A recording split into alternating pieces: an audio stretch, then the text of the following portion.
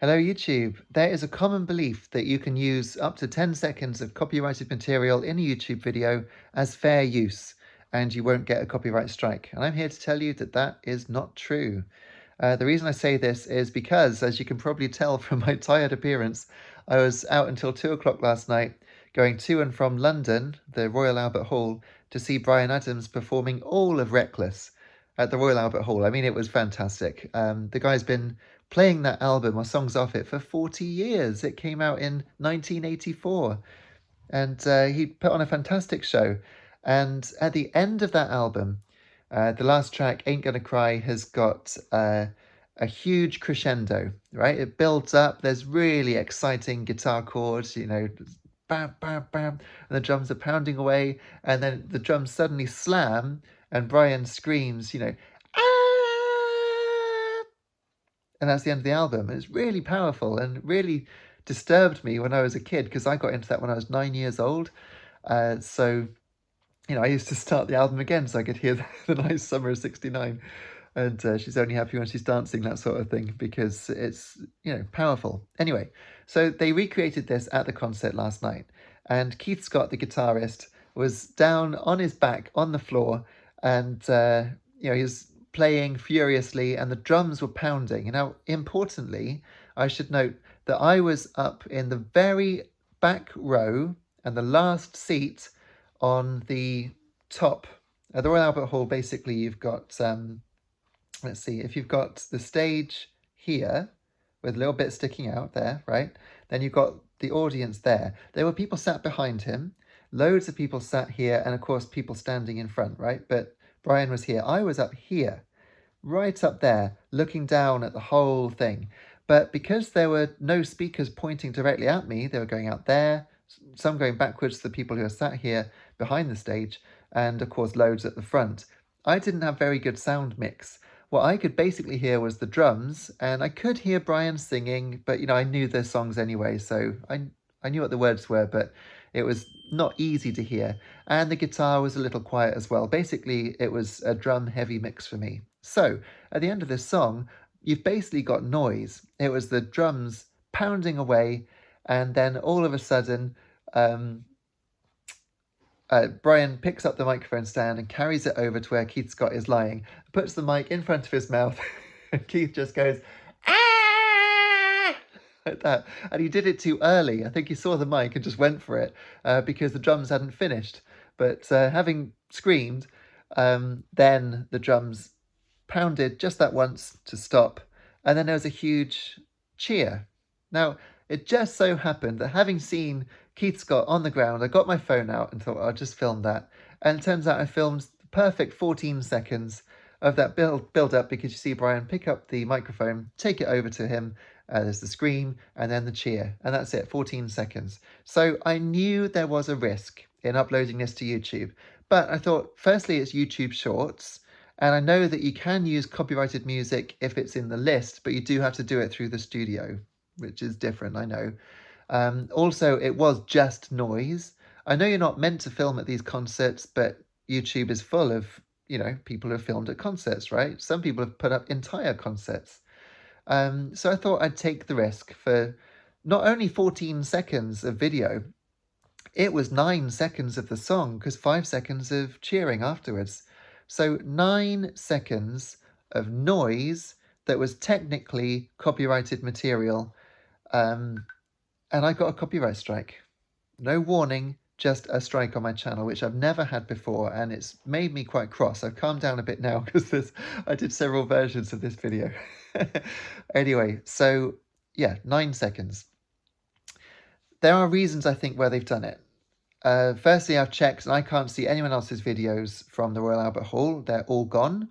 The only videos of the Royal Albert Hall is from Bryan's actual performances from last year, which I also saw but didn't post anything from. I've got a vinyl up there. It's the box set of Bryan Adams live at the Royal Albert Hall 2023.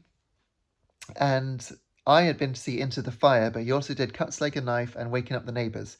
Now, in Waking Up the Neighbours, they had filmed with the audience in, whereas the other two albums they'd filmed that day in sort of rehearsal. So you got 2 albums worth of rehearsal, but still great. and then you've got an actual night. But I think for this tour, this residency, all 3 nights are going to be put onto Blu-ray for another box set because I'm sure this one did very well. I mean, I paid £85 for it. I'm sure other people have been buying it and they've made lots of money, which is great. But importantly, if I were to put up a clip of that performance first and then they upload theirs to YouTube, when it finds audio that matches theirs, the algorithm is going to think that I own the copyright to that because my video's there and I could actually copyright strike Bryan Adams, even though obviously it's his performance, because my video's there first, and you might think that sounds ridiculous, but look at this on my YouTube channel. These are other people's Sonic the Hedgehog speedrun videos, and because the start of the route is the same, and the music's the same, and the colours on the video are the same, it thinks that they're copying my video. They're not. They've recorded it themselves from their own PlayStations or whatever. But if I wanted to, I could copyright strike their channel and they would have to go through all the, rigmarole of saying, hang on a minute, it's the same game, I'm just playing it, it's not the same video, it's just the same game. But there it is. I got there first because I had the game pre-release, so I got it up and ready, so I could copyright strike Bryan Adams. So obviously you have to take this stuff into consideration if you're going to use any copyrighted material.